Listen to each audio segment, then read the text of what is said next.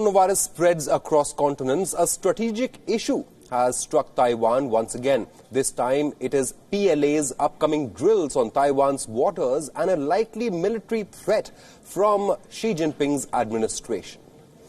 A report from Japanese media claims that Chinese People's Liberation Army will hold military drills to take over the disputed Dongsha Islands, which Chinese claim to be a part of the Guangdong province. Experts in Taiwan are speculating that PLA aims to open a passage for an aircraft carrier to sail into the Pacific Ocean. Reports further suggest that Southern Theatre Command of the PLA is planning to hold large-scale landing drills on Hainan Island of South China Sea in August. It is likely that China will also dispatch landing ships, military helicopters and hovercrafts in this upcoming military exercises. However, there has been no official confirmation from China regarding these military drills. The authorities in Taipei are paying close attention to Chinese activities in the South China Sea as Taiwan's President Tsai Ing-wen will enter her second term with a massive political mandate. Taiwanese Defense Chief of Joint Operations has also said that the country's military is on alert and that they are fully prepared to deal with the situation. Taiwan is also planning to purchase more arms and MQ-9 Reaper drones from the United States of America to deal with the increasing threats from the People's Liberation Army of China. Dongsha Islands are strategically so important for China that geopolitical experts believe it could turn any exercise into a full-fledged military standoff. If Taiwan happens to insist on separate statehood, then China may take that step. US military has also been frequenting the area around Dongsha Islands by sending spy aircraft. Meanwhile, Taiwan is receiving overwhelming support from countries all around the world. Its ally, US, deployed a warship just days ahead of the president's oath-taking ceremony. US Navy confirmed it had sailed a guided missile destroyer through one of Taiwan's straits. China's relationship with Washington has also suffered due to issues surrounding the coronavirus pandemic. While Taiwan defended US, terming it an ordinary mission, China has expressed displeasure over an American activity in the South China Sea. Increasing tensions in Taiwan's straits is due to President Tsai's strong opposition to Xi Jinping and Chinese presence in the region. President Tsai has also promised to protect and defend Taiwan after she won a re-election by a landslide margin. She will be taking oath for her second and final term on the 20th of May.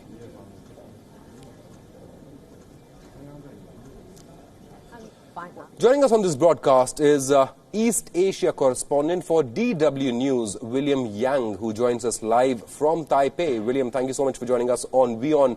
Tensions are soaring between Taiwan and China, isn't it? The global support for Taiwan is growing amid this coronavirus pandemic because Taiwan has dealt with this pandemic in an exceptional manner. US is sailing a warship close to Taiwan. Can you elaborate on the situation that Taiwan finds itself in? Will Taiwan have enough support to be represented in the WHO meeting, which is going to be held in a few days? Right. So I think, like you said, Taiwan's ability to contain the virus over the last few months has really made its mark on the international community, and so many countries are now openly supporting the Taiwan's bid to actually regain the observer status inside the WHO. But like the U.S. is very, very actively trying to rally behind Taiwan's bid by trying to convince so many other democratic countries to also join on board and openly voice support for Taiwan during the WHO. But as we actually see over the last few years, China's influence inside the UN system has in fact deepened so much because of the Donald Trump administration's very erratic strategy towards maintaining the U.S. influence inside the UN. And that actually allows China to have a leeway to accumulate and also use its economic leverage to really make sure that more countries will be, bowing to China's economic pressure and leverage in the face of a very large demand coming from China, and in this particular case, is to vote against the resolution of allowing Taiwan to regain the observer status inside the WHO in case that actually got onto the agenda, and like the member state will have to vote on it. And as of now, the WHO has not issued any invitation to Taiwan to join the WHO meeting on May 18th. So how, whether this can actually be a very successful return to WHO, I think it's still a question that we need to be observed. Right. Now, United States of America has been backing Taiwan completely, saying that Taiwan must be included as an observer in the upcoming WHO meeting. What's the stand of the European Union on Taiwan? So far, the European Union is largely also openly supportive towards Taiwan's bid for the WHO observership, because I think they're making it really clear that this is for the cause of the Taiwanese people's health rather than any political, maneuvering. But and so many main countries inside the EU have actually received help from Taiwan by its mask diplomacy, because Taiwan has been shipping millions of masks to different European countries over the last few weeks. So I think that actually showed that the European Union is in fact either impressed or they're very eager to have deeper engagement with Taiwan, at least on the public health front.